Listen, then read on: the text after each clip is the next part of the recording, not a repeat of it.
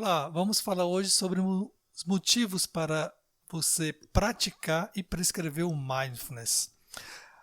Para quem é profissional de saúde, mesmo para outros profissionais como educadores, gestores de RH, que queiram usar o mindfulness como uma abordagem que promova saúde mental e bem-estar em suas áreas, sabemos que é muito importante que você tenha tido contato com alguma vivência ou forma de aplicação do assunto em sua área. E pesquisar o que a comunidade internacional, a comunidade científica, fala a respeito do tema, como a segurança, a eficácia, isso em qualquer tipo de técnica. Isso também se aplica ao mindfulness. Com essa forma, podemos validar esta proposta como uma proposta terapêutica ou como um recurso dentro da gestão diária de pessoas, de desenvolvimento pessoal, e assim indicar para nossos clientes, colaboradores, familiares, amigos e para as instituições de trabalho. É muito interessante que dois aspectos precisam ser considerados, principalmente pelos profissionais das áreas de saúde, educação e gestão de pessoas, para indicar o mindfulness como uma terapia complementar ao problema de saúde a ser tratado ou como uma ferramenta de crescimento e desenvolvimento pessoal. São elas a evidência científica e a eficácia como um recurso psicológico para a promoção do bem-estar. Então vamos primeiro falar sobre a evidência científica. Publicações sobre mindfulness crescem de forma exponencial para diversas condições clínicas de tratamento de saúde e crônicas, que são de muito tempo, como depressão, ansiedade, dor crônica, hipertensão, câncer. E também as evidências crescem para condições não clínicas de saúde, com relação ao manejo do estresse e a melhora na qualidade de vida. Só para você ter uma ideia, as publicações sobre o tema crescem exponencialmente desde o começo do ano 2000. E só ano passado, em 2019, houve 1.203 publicações registradas pela American Mindfulness Research Association, ou uma associação americana para a pesquisa do mindfulness. Algumas dessas publicações mostram que o mindfulness, ou atenção plena, é uma estratégia de eficácia comprovada, tanto no campo da ciência médica como no das terapias comportamentais de terceira geração, sendo muitos dos seus efeitos equiparáveis aos antidepressivos, por exemplo, em várias pesquisas. Veja então algumas curiosidades neurobiológicas dos efeitos do mindfulness em relação ao tempo de prática. Bom, você sabia que depois de 3 minutos de você praticar um exercício, o seu córtex cerebral, a parte da frente do seu cérebro, entra em um estado chamado de hipometabólico. Ele gasta menos energia para trabalhar, com o efeito das células consumirem menos oxigênio, menos 20% de oxigênio, e dos nossos mecanismos biológicos de crescimento começarem a se restabelecer, crescimento celular. Olha outra curiosidade. Algumas imagens de escaneamento cerebral mostram que após 6 horas de práticas diversas, há mudanças estruturais se tornando visíveis em áreas relacionadas às emoções, à regulação emocional. Vamos lá, então você vai praticar 4 semanas. Se você praticar 4 semanas dos exercícios de mindfulness, os telômeros, que são cápsulas que protegem o material genético, eles começam a se alargar, atrasando o envelhecimento celular e favorecendo nossa saúde e o bem-estar. 8 semanas, que é o tempo de um curso. 8 semanas de prática continuada, regular, permitem que genes vinculados a doenças derivadas do estresse, como, por exemplo, doenças de deficiência de resposta imunológica, como a psoríase, como as artrites reumatoide, a depressão, vários tipos de inflamação, envelhecimento prematuro mostrado pelo adelgaçamento do córtex cerebral, problemas cardiovasculares, câncer, modifiquem a sua expressão. Então, genes vinculados a essas doenças que estão relacionadas ao estresse, elas modificam a sua expressão. Ou seja, elas começam a não... Os genes relacionados a elas começam a se expressar de uma forma diferente, de uma forma mais sadia. Essas são evidências que mostram efeitos positivos na saúde e bem-estar com a prática das técnicas da atenção plena. Agora nós vamos ver a eficácia do mindfulness para cada problema de saúde. Vou apresentar vários estudos que foram feitos ao longo dos anos e ao final eu apresento uma conclusão geral para a gente entender a que ponto eles chegaram.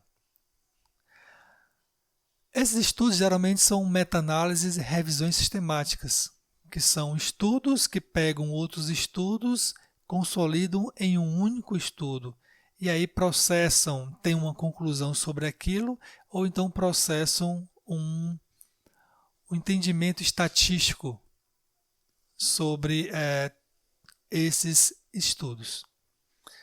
Então, com relação ao manejo do estresse, o que os estudos dizem? Por exemplo, nos indivíduos saudáveis, os estudos apontam para a diminuição dos níveis de estresse e aumento da percepção de espiritualidade e maior autoconhecimento. Comparado a um relaxamento, técnicas de relaxamento, o mindfulness diminui os pensamentos ruminativos, aumenta a empatia e compaixão, enquanto que no primeiro, no relaxamento, o efeito se dá apenas por mecanismos corporais ou somáticos. O relaxamento ele não modifica nossos processos cognitivos e emocionais. Indivíduos com estresse crônico e em condições clínicas relacionadas ao estresse, também pode ser usado a intervenção baseada em mindfulness, ou principalmente o programa chamado Redução de Estresse baseado em mindfulness. E aí a gente tem algumas conclusões para o estresse que as pesquisas mostram, né? Que o mindfulness é recomendado como uma opção terapêutica para o manejo do estresse psicológico, tanto em condições de pessoas saudáveis quanto em condições de pessoas em tratamento, com ansiedade, tratamento de ansiedade, de depressão e de dor crônica. Ele possui efeitos similares aos tratamentos já consagrados, como psicotrópicos, atividade física e terapias, dentre elas a terapia cognitivo-comportamental. E na ansiedade? Vamos na ansiedade. A eficácia na ansiedade. Diversos estudos têm que efeitos similares a outros tratamentos para ansiedade na redução de sintomas leves. Quando a pessoa trata o mindfulness, trata a sua ansiedade, ela já é moderada e grave com o mindfulness, a gente percebe que há uma redução desses sintomas para sintomas mais leves. Então, nesse caso, o mindfulness é um bom tratamento complementar para a sua ansiedade. Eficácia na depressão. Estudos apontam que o programa de terapia cognitivo-comportamental baseado em mindfulness, o MBCT, é tão ou mais eficaz do que os tratamentos usuais para a recaída de depressão maior unipolar, sendo ela recorrente, ou seja, você já tem 3 ou mais episódios de depressão. Tratamentos usuais, que a gente chama, são os tratamentos com medicamento farmacológico. e os psicoterápicos. Então, o mindfulness é tão bom, tão eficaz, quanto você usar medicação e psicoterapia para tratar a depressão, que é o que nós estamos falando agora. Na realidade, mindfulness é veio se somar a esse cardápio terapêutico para que você que tem depressão saia dela mais rapidamente e sem muitos efeitos colaterais, principalmente das medicações. Por conta disso, o MBCT, Mindfulness Based Cognitive Therapy, em inglês, a sigla em inglês, é um tratamento de primeira linha recomendado pelo Instituto Nacional de Saúde do Reino Unido. É o NICE, Instituto Nacional de Saúde e Excelência Clínica do Reino Unido, para a recorrência da depressão unipolar. Agora, a eficácia na dor crônica. A gente já viu estresse, ansiedade, depressão e agora a dor crônica. Estudos relatam que a atenção plena pode reduzir a intensidade, a interferência da dor nas atividades diárias, os sintomas de depressão e ansiedade associadas à dor e aumentar o processo de aceitação da mesma. Esse processo de aceitação, ele deprime o efeito psicológico da sensação dolorosa. Então, a camada que está relacionada a você pensar sobre a dor e a emoção, geralmente negativa, associada ao se pensar sobre a dor, ele é diminuído. Então, como a dor ela é uma entidade multidimensional, quando você diminui a força de duas dimensões, no caso da dimensão mental e da dimensão emocional, fica apenas a dimensão física. E aí, por isso que existe, então, a diminuição, a redução, tanto da intensidade quanto da frequência da dor. Na minha pesquisa, aqui com mulheres do Pirambu, a gente viu, né, essa diminuição da intensidade e da frequência da dor em 5 semanas. Mais informações aqui. Pelos estudos de meta-análise, mindfulness é uma opção terapêutica aceitável para o tratamento da dor crônica. Meta-análise, exatamente, é um estudo em que o pesquisador, né, pega vários outros estudos com relação ao tema, ele faz um processamento estatístico, que aí ele dá um efeito, o tamanho do efeito daquele tratamento, daquela intervenção que ele está investigando. Outros estudos também comprovaram que há a redução de medicamento e a redução da procura ao serviço de saúde. Então, diminui desafogando os serviços de saúde, principalmente serviço público de saúde. Distúrbios somatoformes, que é aqueles relacionados, associados a componentes psicológicos, tanto que originam de tensão nervosa, quanto se mantêm pelo nervosismo por ansiedade, como fibromialgia, intestino irritável, insônia, asma, zumbido. Todos esses problemas de saúde são associados com problemas psicológicos. Também há eficácias nesses distúrbios. Tratamento do câncer. Sintomas que surgem a partir do câncer, do tratamento, do manejo com a doença. Então, mindfulness ele pode ajudar a melhora do sono, melhora do humor, reduzir a ansiedade, o estresse, sintomas de depressão que são associados ao processo de tratamento, principalmente ao processo medicamentoso, né? Por isso, nesta enfermidade, o mindfulness é uma indicação complementar que promove a saúde mental e a qualidade de vida das pessoas neste período, no período de tratamento. E aí a conclusão que a gente pode ter disso. Então, o mindfulness trata tudo, é uma panaceia? Estresse, ansiedade, depressão, dor crônica, câncer. Isso não é mentira? Qual seria uma explicação aceitável para usar o mindfulness como uma terapia complementar às outras nestes contextos? Existe uma hipótese para isso e cada vez mais as pesquisas convergem para ela. A hipótese é a seguinte, que várias condições de saúde, como essas que eu mostrei para você, clínicas e também psicológicas, tem em sua gênese, na sua origem, na sua base, processos cognitivos e emocionais, que por conta do adoecimento estão disfuncionais, ou seja, não estão funcionando direito. E esses processos são muito parecidos entre esses problemas de saúde. Então a hipótese é de que o mindfulness potencializa habilidades pessoais em lidar com esses processos que estão na base do adoecimento, alterando-os para uma funcionalidade positiva. Bom, essa é a hipótese, tá? Contudo, do ponto de vista científico, a eficácia do mindfulness é questionada devido a algumas limitações do método científico, como, por exemplo, estudos serem bastante heterogêneos, né?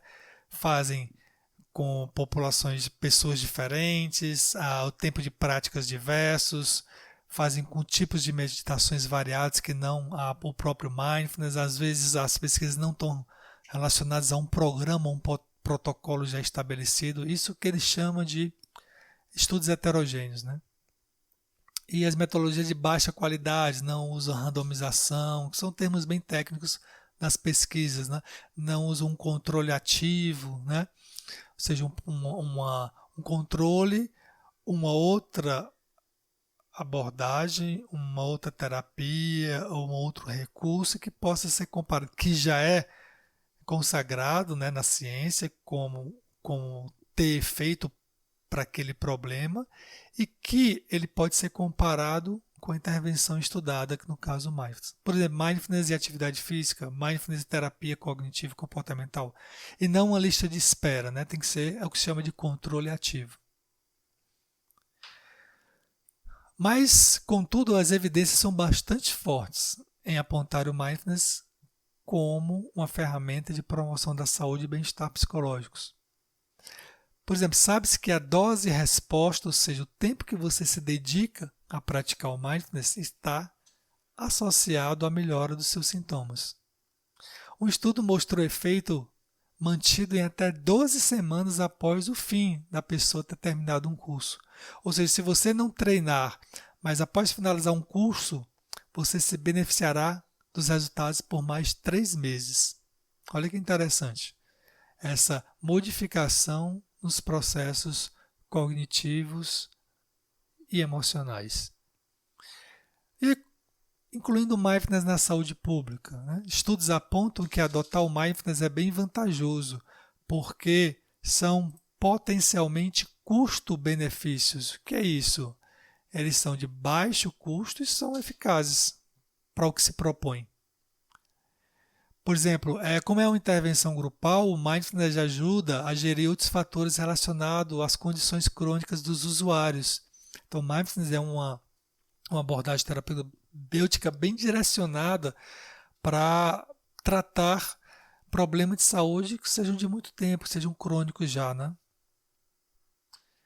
E aí, dentro da saúde pública, com outros grupos já estabelecidos nas unidades de saúde, o mindfulness pode trabalhar o comportamento alimentar, incentivar a prática de atividade física, ter a adesão aos tratamentos devido à abertura a novas experiências que o mindfulness vai trazer para os usuários, né, no sistema de saúde. Ok? Então, com base nessas informações, você indicaria o mindfulness como uma terapia ou uma ferramenta para o bem-estar na sua empresa, no seu trabalho, na sua instituição, para você mesmo, para os seus clientes, para os seus familiares? Espero que você tenha gostado dessa nossa conversa de hoje e até a próxima.